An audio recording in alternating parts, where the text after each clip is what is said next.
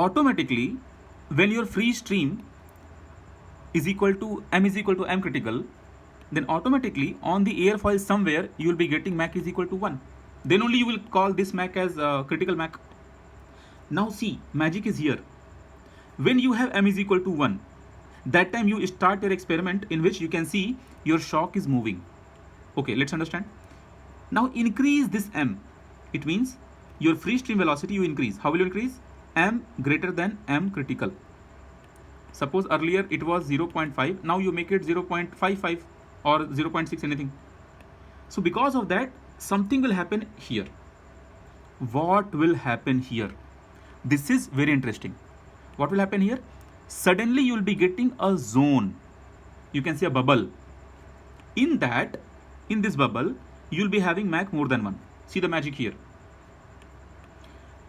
When your Mach was exactly equal to Mach critical, that time you had no zone or nothing like this. But when you made your m more than m critical, then suddenly you got a zone here, right? When inside, where inside the zone you have m more than 1. I'm talking about this zone. This is the airfoil. Here you got a zone. Inside the zone, when you measure the flow speed, that will be m more than 1. And here, flow will be subsonic. Now I will repeat what I'm saying. This is the airfoil. Here free stream is coming, and you have considered your free stream. Your free stream is faster than m critical. Then what will happen? Where it was m is equal to 1, that time now there will be a zone. In that zone, your Mach number will be more than 1. Then you do one more thing. You increase this Mach further. It means again you increase the Mach more than this Mach. I am putting m dash. So of course automatically it is going to be more than m critical. Okay. So what will happen? The size of the zone will increase like this. Then this side and this side flow will be subsonic, but inside this flow will be supersonic. And one more thing. Same phenomena will happen at the bottom also. M will be more than 1 and size will increase at the bottom also. Okay. Now again you increase Mach more than this Mach, which is more than first one, which is more than m critical again. So again what will happen? Size will increase. How the size will increase? This zone will again expand like this, and this zone will again expand like this. Now you can see just over the surface you have Mach more than 1. But before this and after this, out of the zone, you have subsonic flow.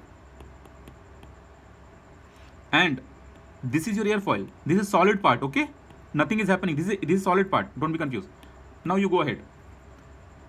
Again, if you increase the Mach, then this Mach, then what will happen? This guy and this guy, both will touch each other. It's like if you have this airfoil, then this guy will also touch and this guy will also touch. Both the zones will touch each other. Now entirely you have over the surface, entirely you have supersonic, and bottom also entirely you have supersonic, but outside you have subsonic. Now take where I am trying to take you. And in between, one part you keep in mind, this comes experimentally. Actually, at the bottom, this zone grows faster. Okay, means this zone reaches to the trailing edge faster. Okay, now see, if you further increase the Mach of the free stream, then what will happen? They both will touch, and here they both will touch. It means from here the Mach will break. From here the Mach will break. The zone will break. Then what kind of thing will be getting? These two people will attach together, and here will be getting this kind of tail. I will draw the fresh diagram. Himanshi, just wait, I'll reply. Now see, you'll be getting this kind of zone here, and you'll be getting some gap here, and at the tail you'll be getting this kind of zone. In between everywhere you have Mach more than 1. In between everywhere you have Mach more than 1. But here you have M again more than 1. And this will happen, this phenomena will happen when your free stream will reach more than 1. Then only this kind of situation will come. This is known as detached shock. And when these people are breaking, that time you will say bifurcated trailing edge shock pattern. At the trailing edge, this kind of pattern we call as bifurcated trailing edge pattern. So I will give you the complete PDF for this, for all the diagrams. Everything is mentioned there in the diagram. What your point here, what you should understand here.